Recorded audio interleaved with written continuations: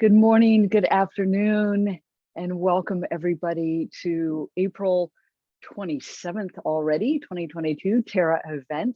Today we will be discussing Pope Francis's encyclical Laudato Si on care for our common home, and Kate will be facilitating much of our discussion today. But I just wanted to open us up and welcome you to this event that is for the Charter for Compassion, and Kate Trinka, who you will be hearing from a lot from shortly, and myself are the co-leads for the environment sector of the Charter for Compassion. I'm also very, very happy to see Donna Mills here, who is a sector lead for the RISE sector. Is that correct, Donna?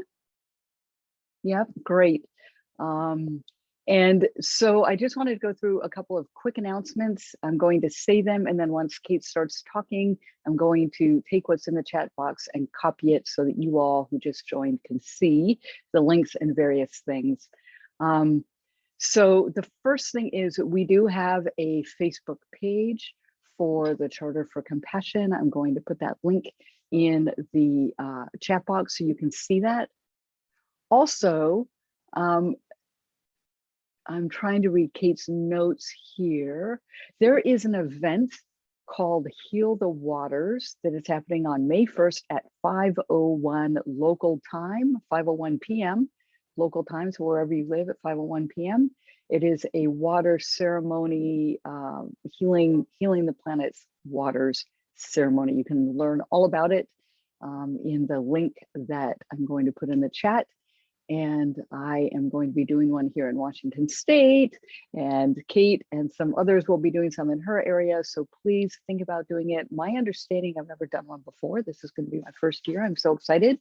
I love outdoor nature ritual. And my understanding is that folks can do what is meaningful to themselves. So choose your ceremony, however grand, however small, by yourself or with others. There don't seem to be any restrictions, which is great for someone like me. So I hope you all will join in that. Also, we do have a Heal the Waters Facebook page. I'll also put that link in the chat. And two more announcements. There is something, a huge initiative that's been going on at the Charter for Compassion that's called the Compassion Tree Project.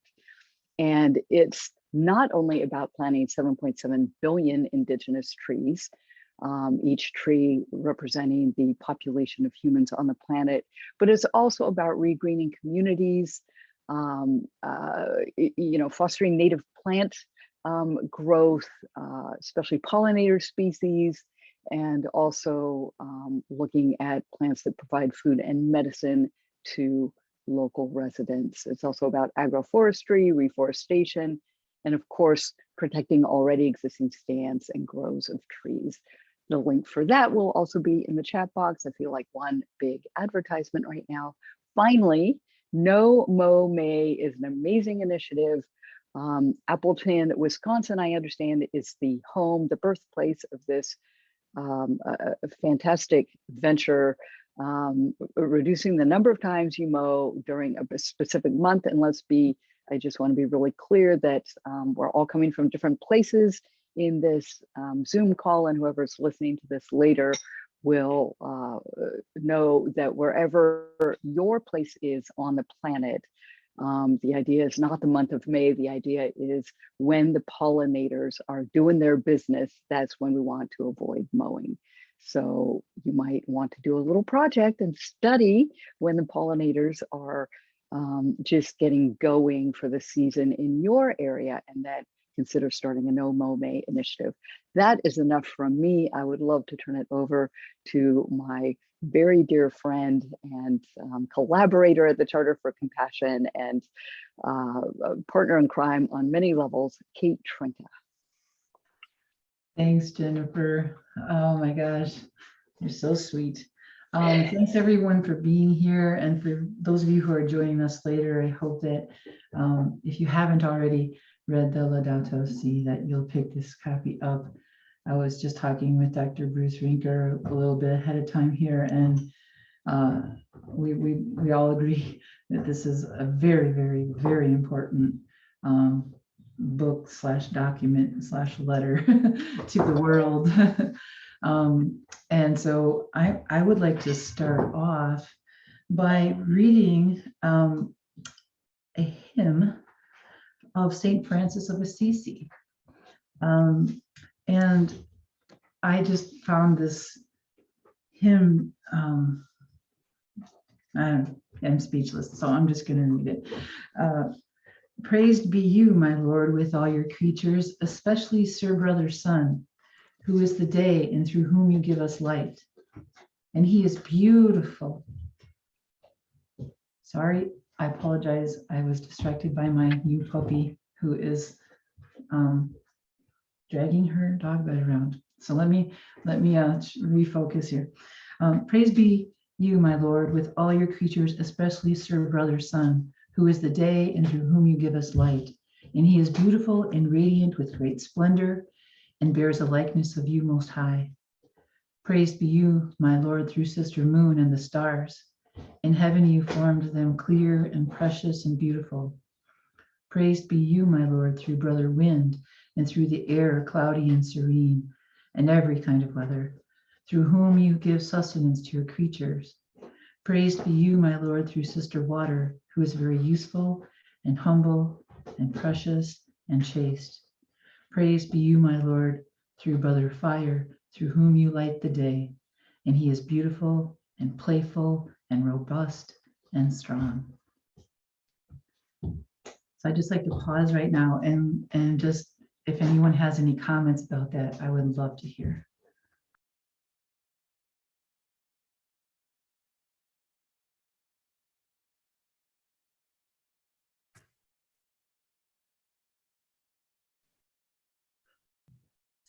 Well, I know I'm a little fixated on robust and playful and strong. I really like that combination of words.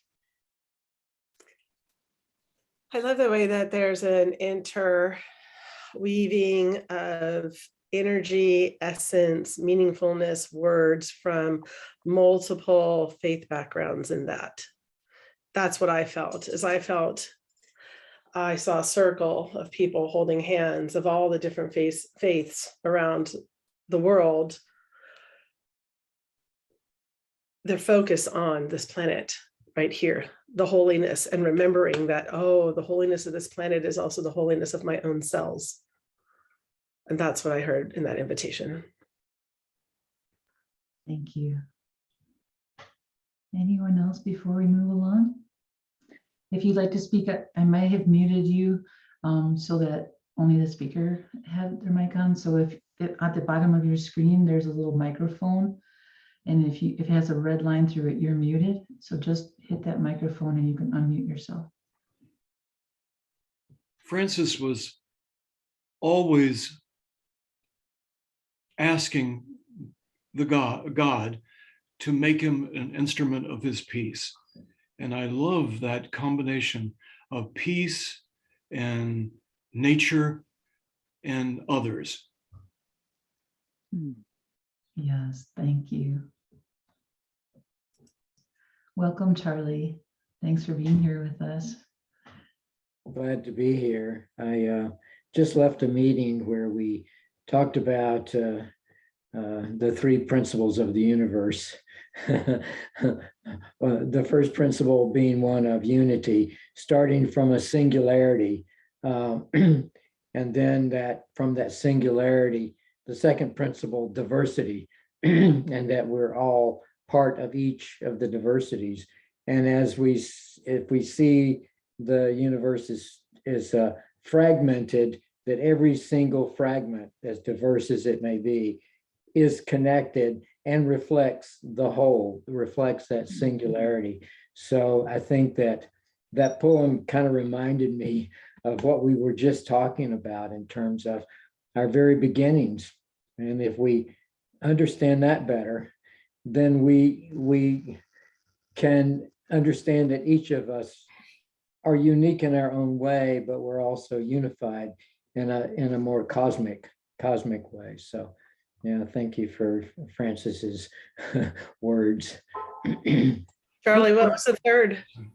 What was the third component in you said Yeah. unity and diversity? The diversity is, well, the third one just escapes my mind at the moment, but it's essentially evolution, consciousness, our collective consciousness as we move towards a remembering of where we really came from, the singularity. Yeah. So that's the best I can come up with for the third one. Francis said in his encyclical, the book of nature is one and indivisible. That's the integral ecology that he was writing about. Very powerful, new idea, right? But an old idea. Mm-hmm. Yeah. The other thing the other thing that I really hear in this is that there's an action component, an active Yes. aspect to this, right? It's not just here are these pretty words and it lives in some, spiritual realm over there, right? This is about doing, and I think that's central to the charter. Another advertisement for the charter, right? I think it's central to the Charter for Compassion, but it's also central to the lives of each one of us here. And I know this because I know something about each one of you, even Catherine, who I just met a few moments ago. Anyway, there's some things I might know about you, Catherine, we'll talk later, but I do think that is really important, that there's something we can do. And I think that reads powerfully throughout this document, throughout this tome, the Laudato Si. Yes, thank you. Thank you, everyone.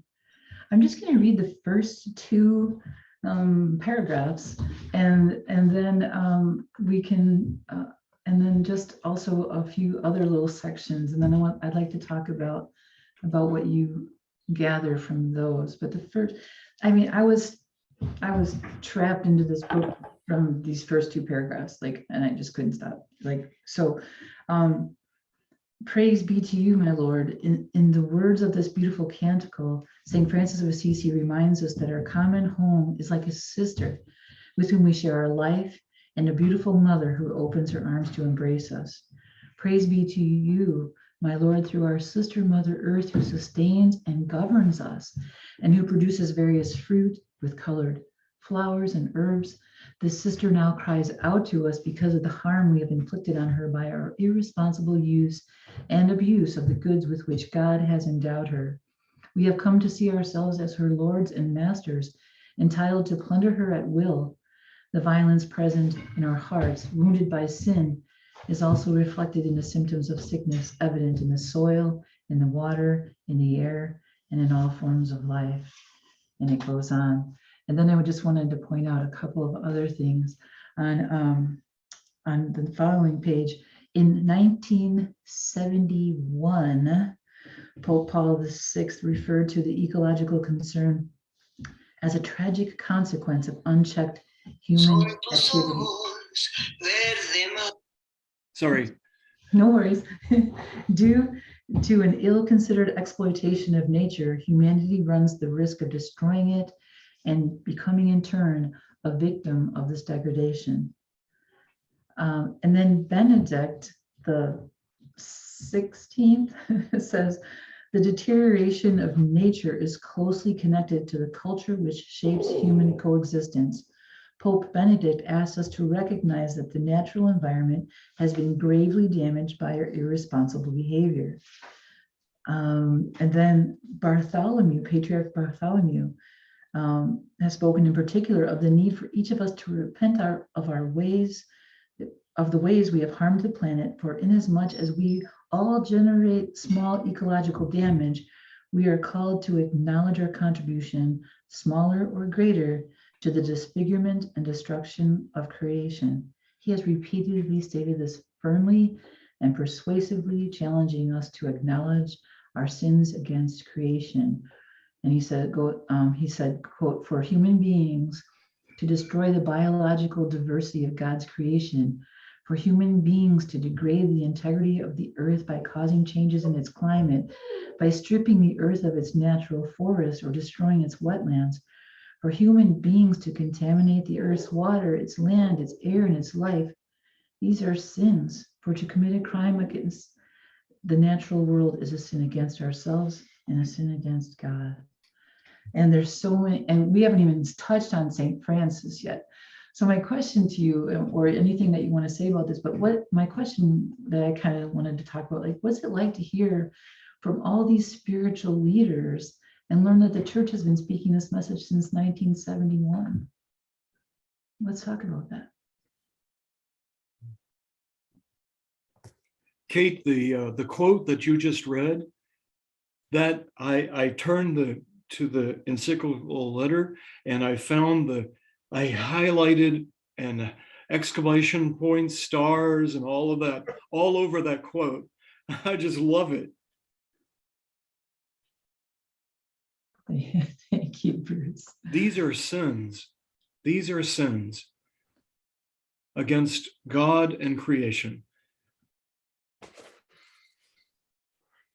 Yes. It's, yeah, Bruce, I totally agree. And it's really, and I look at sin as separation. Yes. And so we're really separating ourselves from ourselves when we do the kinds of acts that we do in the world to our Mother Earth, I mean, from which we came. And so yeah, and you know, I look back and see what Jennifer was saying about doing. You know, what is it that we need to be about? And I think it's returning to our true selves, and that's the work that I think we're all in, is returning to ourselves and understanding who we really are. You know, as one, as diverse as we are, we're still one in our essence. So, thank you. Thank you, Charlie. There was, I'm just, oh, go ahead. no, go ahead, Donna. I was going to say there was a call at the beginning of the year with the charter about what we were going to take on this year for projects. And there was a co-lead or a lead, one of the sectors that came in and just have to talk about the environment. We have got to, it's the one and only thing that's important right now. And I said, it's not the only one and important thing, because our internal environment, our mental health, our emotional health, our physical health, everything that's in our cells is the first call to helping the environment. Because if we don't find ourselves holy, we'll never find the planet holy. And if we don't find the planet holy, we will not take good care of her. And we have not taken good care of her because we haven't collectively found her holy in our home. It is the domination paradigm, right? It's the domination instead of partnership with it. And it goes back to in 1971. It's like, the thing is, we're at the end of an era.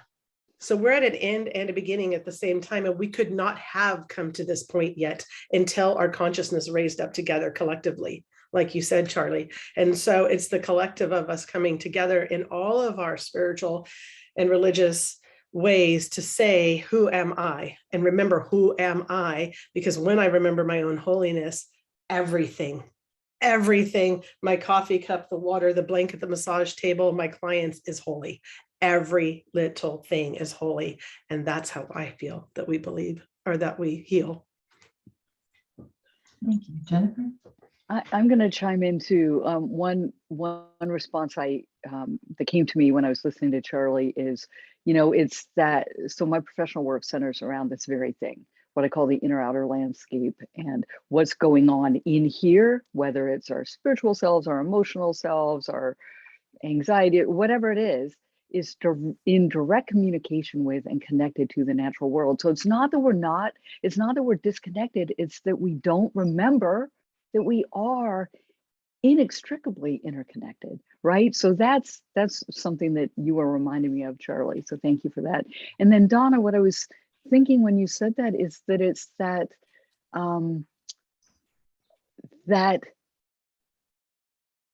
that sacred, that divine, that holy essence or spirit that I think you're referring to, that's everywhere, right? And so how do we connect into that, and how do we, and I really think one of the ways to do that is through a sense of balance. And again, you know, practical hands-on things like some of the items that are in the chat, doing ritual out in the natural world, just however largely or smallly we can in every day, connect in a reverent way, connect in a mindful way, connect in a respectful way. To me, those are all kind of pointers toward that action. Sorry, I've got a total action bent, so I might say more things like that in the remaining time we have. Thank you. Thank you so much. And, you know, it's no surprise that, you know, for me, it is about remembering, reconnecting in our minds, because that's the only place we've disconnected, really. We're connected. We are nature, and we just need to, as Jennifer pointed out, remember ourselves. And so I think that's, you know, that's my lifetime goal, is to, you know, try and get people to fall in love with the natural world. And I think when we are in love with something, we protect it, we nurture it, we want it to thrive and grow and prosper. And so, and I think more and more people are recognizing this, but we still have a lot of work to do. So, anyone else want to say anything about that before we move along? Okay, thank you so much. So I wanted to move on to the man, Saint Francis of Assisi. And I'm just going to move on to pages 12 and 13 and read a little bit from the Laudato Si. Francis helps us see that an integral ecology calls for openness to categories which transcend the language of mathematics and biology, and take us to the heart of what it is to be human. Just as happens when we fall in love with someone, whenever he would gaze at the sun, the moon, or the smallest of animals, he burst into song, drawing all other creatures into his praise. He communed with all creation, even preaching to the flowers, inviting them to praise the Lord, just as if they were endowed with reason. If we approach nature and the environment without this openness to awe and wonder, if we no longer speak the language of fraternity and beauty in our relationship with the world, our attitude will be that of masters, consumers, ruthless exploiters, unable to set limits on their immediate needs.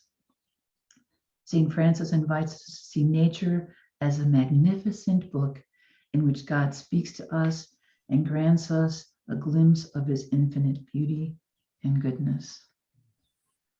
So my question to you is, how has nature been a magnificent book in which God speaks to you? I will respond immediately to that, Kate.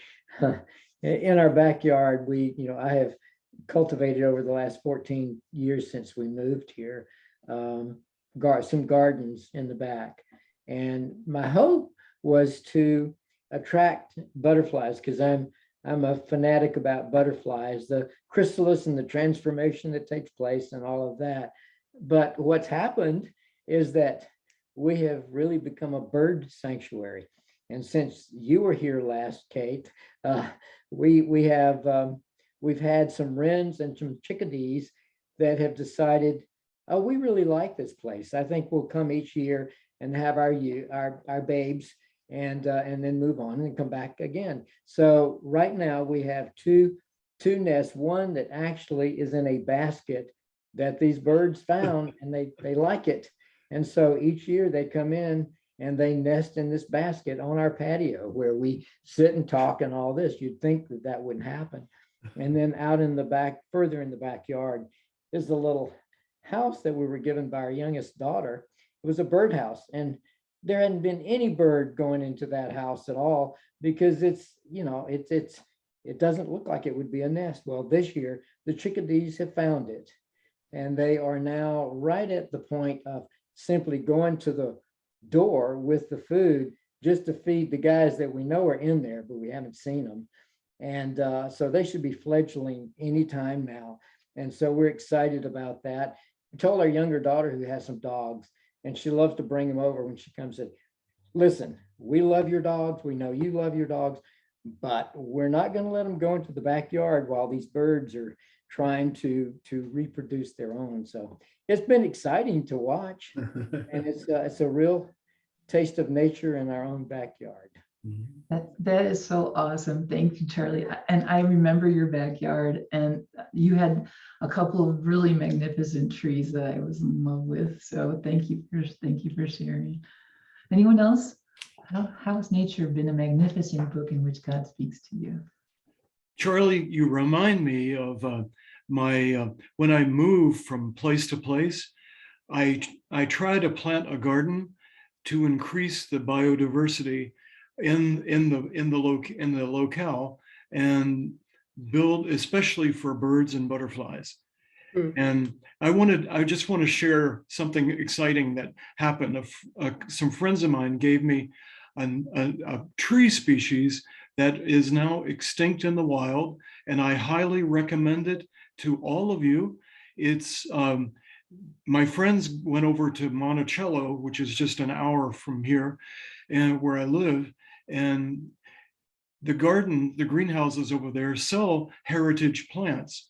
And the tree that they brought back is Franklinia. It's named after Benjamin Franklin. It's Franklinia, and it is exquisite tree. The foliage in the fall is a burgundy, rusty, beautiful color, and the flower is so fragrant and beautiful. It's huge, white with a yellow center of stamens. So I highly recommend it. I put the Franklinia in. I told my neighbors about it. We now have 2 in the backyard, and then the neighbors across the street, they've planted 2 as well. So the word is spreading. Franklinia, and you can find it. You can find it online. And many greenhouses that are dealing with native plants, they will have it as well. Franklinia, it's spelled just like it sounds. Thank you. Yeah, check it out. Jennifer just flashed a little picture of it from her phone. If you got a chance to see that. Yeah, it's a beautiful tree. There it is. How gorgeous. It's a beauty. It is a beauty. So check it out. And let me know if you get one and where you got it. Not all nurseries carry it, and they may tell you we can't get that. But check Bruce, it out. what land are you living on? Where do you live? It's in the city of Stanton. Oh, okay. And it's a well-drained hillside behind the house. Okay. And it's just we've been planting like crazy back there. We might be able to handle it up here. I'm in northern Idaho, so I'll just have to look at the latitude lines. Okay, good. And go online and check out its history. It's an amazing history. I shall. I'm on a Franklinia mission. Thank you, Charlie. You started that thought in my head today. Kate, your question. Will you repeat your question? I sure will. How has nature been a magnificent book in which God speaks to you? It saved my life, literally, in the last 3 years. Some of you know I struggled with depression, and really, like, I know who I am and I know who God is, and I can go home anytime. I am not afraid, and I am complete here, only that God said you're not complete here. So I live in northern Idaho. I'm blessed with the mountains around me and the lakes. And the first time I came up here from Moscow, Idaho to Coeur d'Alene, Idaho, and I put my hands right on Lake Coeur d'Alene, she said, "Don't you believe what they tell you, Donna, that I'm sick and dying? I'm cleaning myself, but you are welcome. And you are welcome to stay here and pray with me." And so my water ceremony this coming Sunday, we'll be back at the lake helping her clean herself.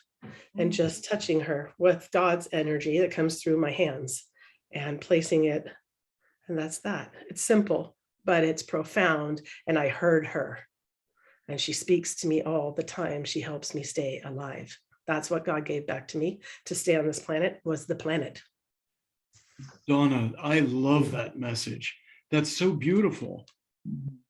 Very much so. Thank you. When I was dealing with my brain cancer, a friend sent me this card, and it said, there's the card, and it's a beautiful card, and it says, I'm not going to die. I'm going home like a shooting star. Isn't it lovely? When the So, time is right, yeah. when the time is right, I will Yeah. go. But until now, I keep being told the time's not right. Years ago, I lived as a Franciscan in Steubenville, Ohio. At the time, the Ohio River just down the cliff was caught on fire. It was horrible. Now, the Ohio River is being cleaned up by itself, and people helping too, of course. It's just lovely, the resiliency of nature. Mm. Wouldn't we do well to remember that resiliency of nature? Yeah, yeah.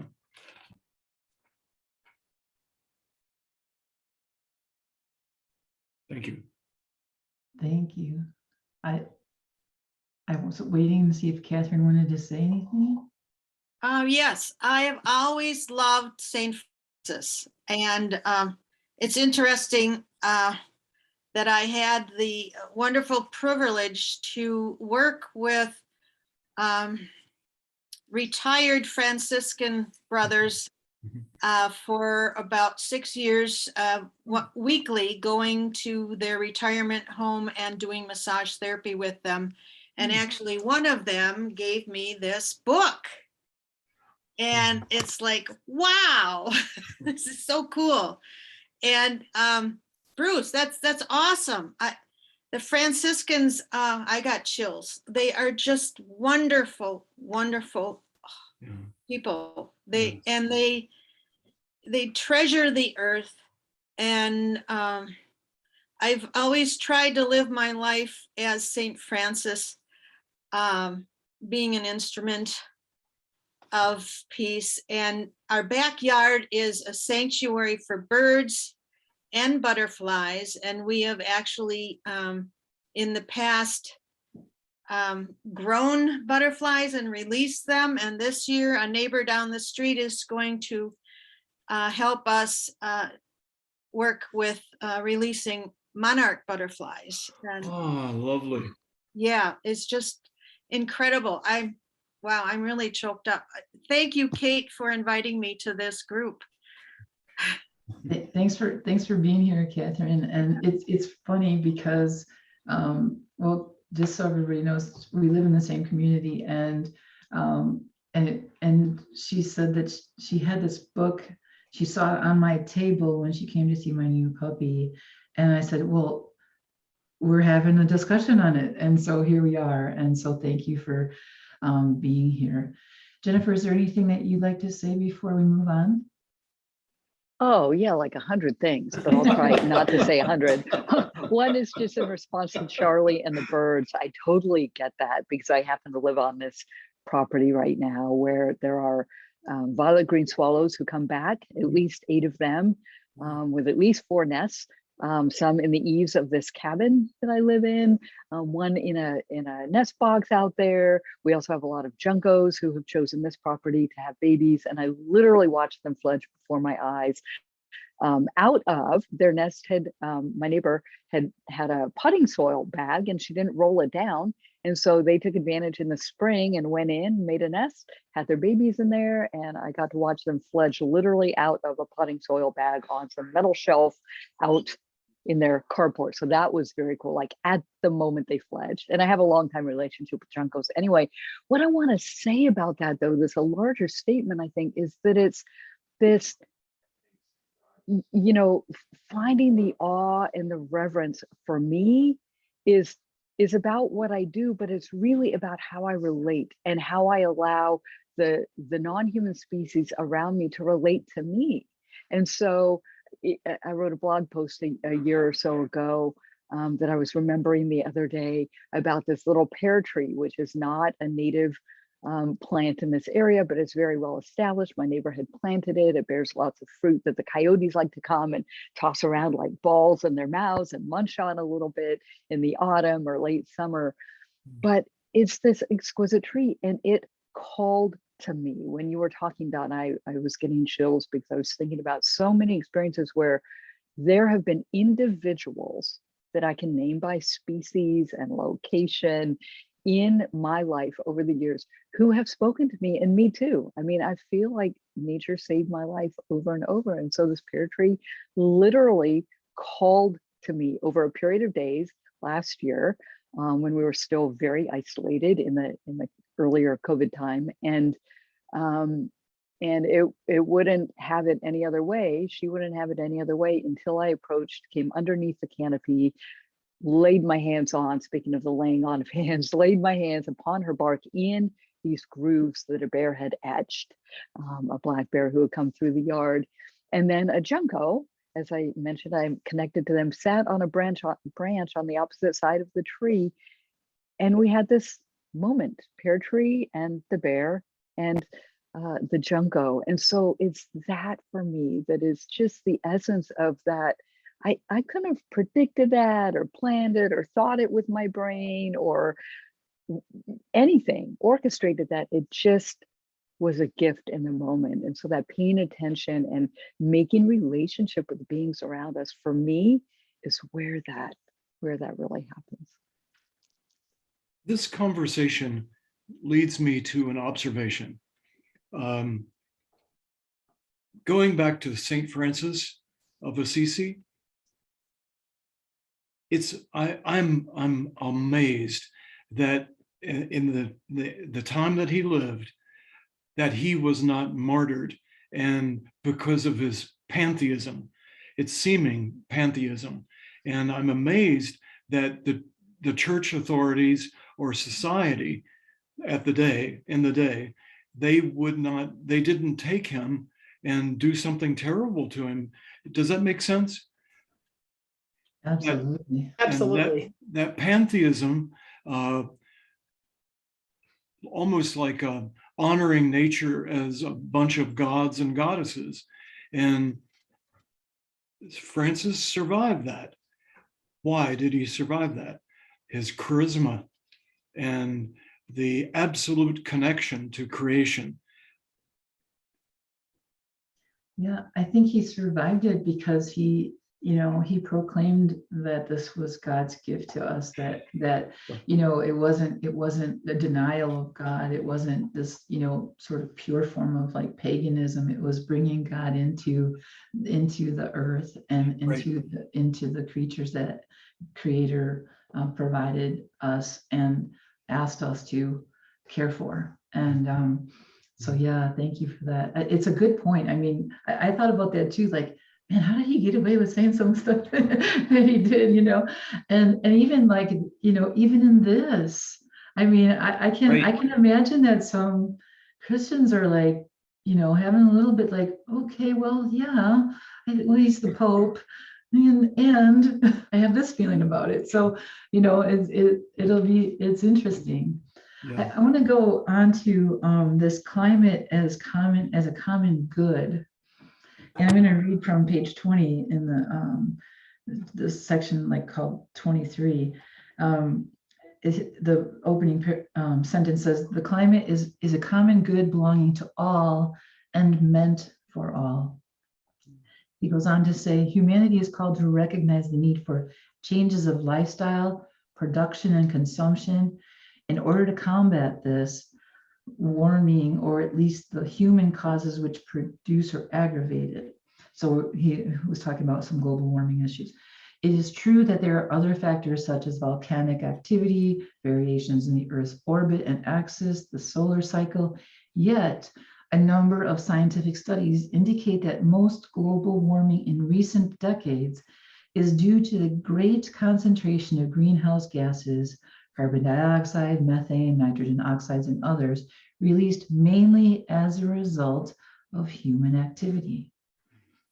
And I just love, and I think Bruce mentioned this earlier to us when we were waiting for people to join, that he's like, I love how he brought in, spirituality, religion, philosophy, science.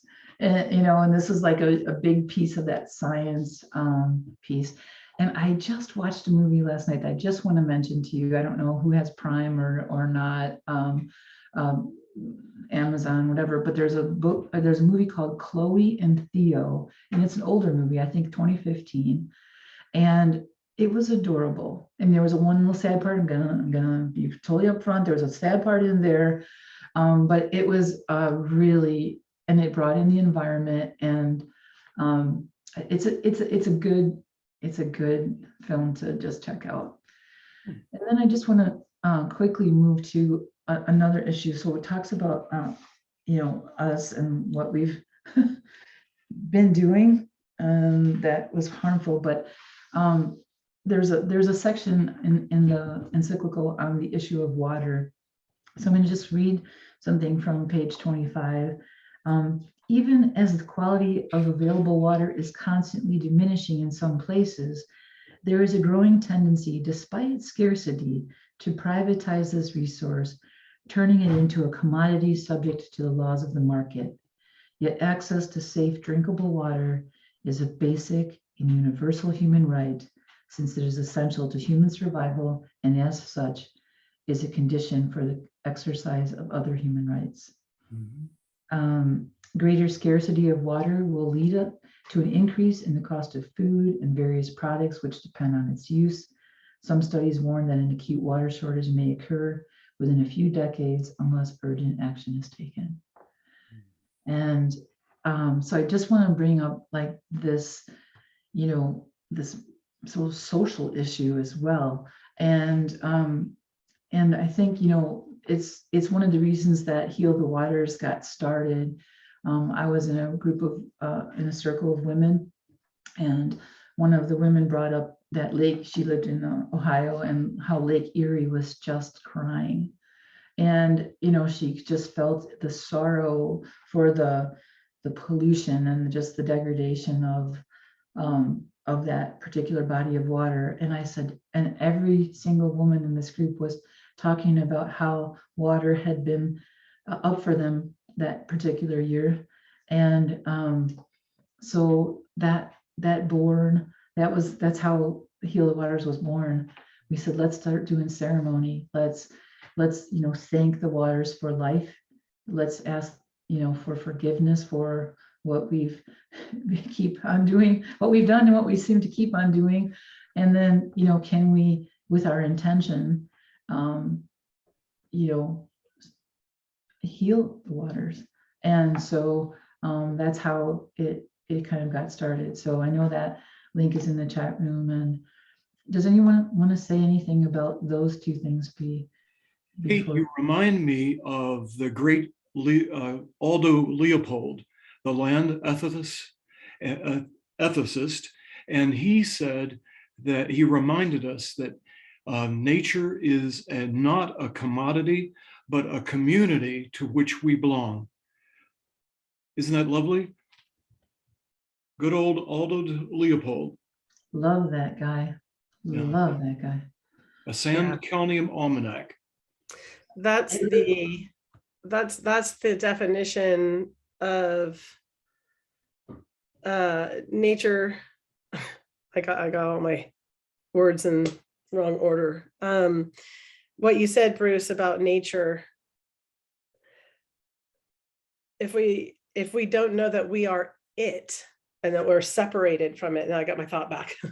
So that separation, right? That's a sin against nature, that missed mark, right? And so when we find that we are absolutely every pulse of nature, and that we're an extension, we're not just an extension of it, we are an exquisite component of it. That's when we start this really sacred dance with it. And just the walking around my neighborhood, and just the watching the squirrels, just the communing and being great with my fellow beings on here, that when I talk to the squirrel, I know I'm talking to God's squirrels. right? When I'm cheeseburger, back to the chickadees, right? The chickadees are like, cheeseburger, and they they make a little cheeseburger sound. And so when I'm out there singing with them, it is just everything in my body alights, like the hair already thinking about it on my arm sticking up. Like I drove home from my client's house yesterday singing to myself, I feel held, I feel held, I feel held. Don't think I've ever felt this held in my entire life. I feel held. And I was singing to the planet, and I was singing to God, because God was what was holding me. For the first time at 56 years old, I felt held.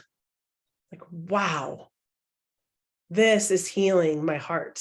This is healing my cells. It's healing my everything. And as I heal, we all heal. Because Charlie, we're one.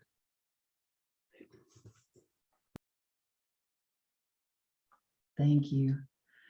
Wow. We should have scheduled this for longer. We can stay on as long as everybody wants to. But I am just in the interest of time going to skip over a couple of things, and if we do have time, I'd like to go back to them. But I'm going to just jump to page 49, and I'm going to talk. This particular section was about man and other beings, and I'm going to read from section number 68. This responsibility for God's earth means that human beings endowed with intelligence must respect the laws of nature and the delicate equilibria existing between the creatures of this world. For he commanded, and they were created, and he established them forever and ever. He fixed their bounds, and he set a law which cannot pass away. The laws found in the Bible dwell on relationships, not only among individuals, but with other living beings. And then the following page, together with our obligation to use the earth's goods responsibly, we are called to recognize that other living beings have a value of their own in God's eyes. By their mere existence, they bless him and give him glory. And indeed, quote, the Lord rejoices in all of his works, end quote. That's from Psalm. By virtue of our unique dignity and our gift of intelligence, we are called to respect creation and its inherent laws. For, quote, the Lord by wisdom founded the earth, end quote. That's from Proverbs. In our time, the church does not simply state that other creatures are completely subordinated to the good of human beings, as if they have no worth in themselves, and can be treated as we wish. And then finally on page 51, although in Genesis it says the wickedness of man was great in the earth, and the Lord was sorry that he had made man on the earth, nonetheless, through Noah, who remained innocent and just, God decided to open a path of salvation. In this way, he gave humanity the chance of a new beginning. All it takes is one good person to restore hope. I'm going to say that again. All it takes is one good person to restore hope. Well, the world is much bigger now, and we need to create a critical mass. Our Noah. And let's talk about this. How are we going to potentially create critical mass? Jennifer? I'm so thrilled to hear the word hope come into this, because as I mentioned in the chat about holding despair and awe, I think hope has a real role here. And I think, again, it's an active thing. It's not just a wishful thinking thing. Early in COVID, like while we were in our first shelter in place order here in the state of Washington, I don't listen to a lot of podcasts, but I happened to listen to an interview through Emergence Magazine, where David Quammen, who is a nature writer, science writer, who Bruce and I are familiar with, at least from grad school, if for Bruce, maybe even before that. And he, at the very end of a difficult interview, talking about a book that Quammen had written circa 2013 that basically was about COVID before COVID was or was known. The interviewer asked him a question about the role of hope. And David was so honest. He said, you know, I don't wake up every day like hopeful. That's not my MO. And I so related to that. He said, but hope is a responsibility and it's an act of will. And I have clung to that fiercely in the last couple of years, partly because in my professional work, I do have to hold hope, not in a false way, but I have, when people come to me and they're hurting, that's part of helping and supporting their process is to be the hope source, if even temporarily. But then, of course, that means we all need to take time and restore our own well of hope in order to act in the world. So I could go on and on. I won't in the interest of time, but I'm just so excited that you read that portion, Kate. Thank you. Kate, I'm excited about it as well. You and I see the same kinds of things. I had the whole thing underlined, and I'm giggling a little bit right now. The paragraph that says, although the wickedness of man was great in the earth, and the Lord was sorry that he made man on the earth. Did he say, oops? Did God say, oops? How will you fix this? Really, I love it. I think God has a great sense of humor. Whoever she is or he is, great sense of humor. That's one of the attributes of God. Right. Let's drag Donna's face through the mud and see how she does with that. And then let's bring her out and show her the sunshine in 3 years and like see if she makes it out of that. And I'm like, oh, that's cute. That's super cute. Yeah. Are you sure I needed that? Clearly I did. Charlie, it looks like you're eager to say something. Am I reading you wrong? Or Are you talking to me? Yeah, I just sent, actually, I was communicating with Donna, and my last comment was really meant for everyone based on what Jennifer was talking about, and that I just referred that scripture says, and I obviously am paraphrasing, that we should, excuse me, sorry, we should be joyful if one can be, but we should be joyful or thankful for our suffering, because suffering produces character, and character produces hope, and hope does not fail us. The scripture is more detailed than that, but I couldn't help but think it ties most of what we've been talking about today, about trauma to self, trauma to the earth, the collective trauma, the individual trauma, and how we look at that trauma, how we look at that suffering. And if we make it through, it does produce strong character, strong courage, and that leads to hope for the future, hope that we can return home from where we came. And so so that certainly gives me hope and gives me motivation and energy to continue with the Charter for Compassion and the work that we're all in to realize, what we've been talking about. So thank you. Thank you. I want to read this one. Jen, did you have something, Jen?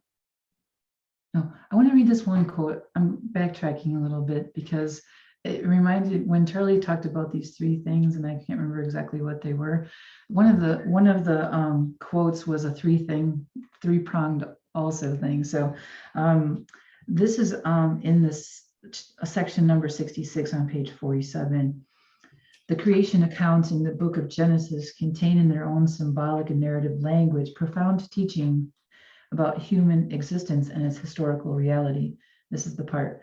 They suggest that human life is grounded in three fundamental and closely intertwined relationships: with God, with our neighbor, and with the earth itself.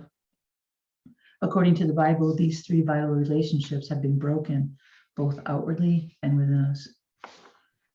The harmony between the Creator, humanity, and creation as a whole was disrupted by our presuming to take the place of God and refusing to acknowledge our creaturely limitations. We were told to till it and keep it. And tilling refers to cultivating, plowing, or working, while keeping means caring, protecting, overseeing, and persevering. This implies a relationship of mutual responsibility between human beings and nature. And so I want to leave that with us as we conclude, because we also at the very beginning had some places where you can have compassionate action for our environment, the Compassion Tree Project, Heal the Waters, obviously follow those things on Facebook. And there's so much more that the Charter for Compassion is doing that we'd like to hook you into. And I am so grateful for everyone's contribution to this discussion. I welcome you to stay on if you'd like to talk further, but we'll stop the recording shortly after the conclusion of this, which will be a reading from the Laudato Si, and it's a prayer for our earth. But before I read that, I just want to see if there's anything that anyone feels they need to say before we close out with regard to our discussion to this point. Are we okay? All right. So this is called A Prayer for Our Earth, and it's on page 158. All-powerful God, you are present in the whole universe and in the smallest of your creatures. You embrace with your tenderness all that exists. Pour out upon us the power of your love, that we may protect life and beauty. Fill us with peace, that we may live as brothers and sisters, harming no one. O God of the poor, help us to rescue the abandoned and forgotten of this earth, so precious in your eyes. Bring healing to our lives, that we may protect the world and not prey on it, that we may sow beauty, not pollution and destruction. Touch the hearts of those who look only for gain at the expense of the poor and the earth. Teach us to discover the worth of each thing, to be filled with awe and contemplation, to recognize that we are profoundly united with every creature as we journey towards your infinite light. We thank you for being with us each day. Encourage us, we pray, in our struggle for justice, love, and peace.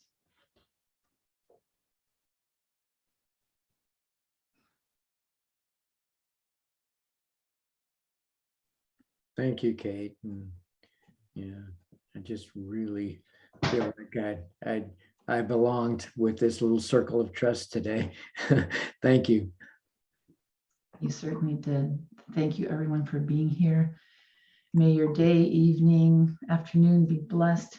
And please join us in our efforts to anything that you can do in your circle of influence to share this message would be appreciated by I know our circle here, the bigger circle, and certainly the planet.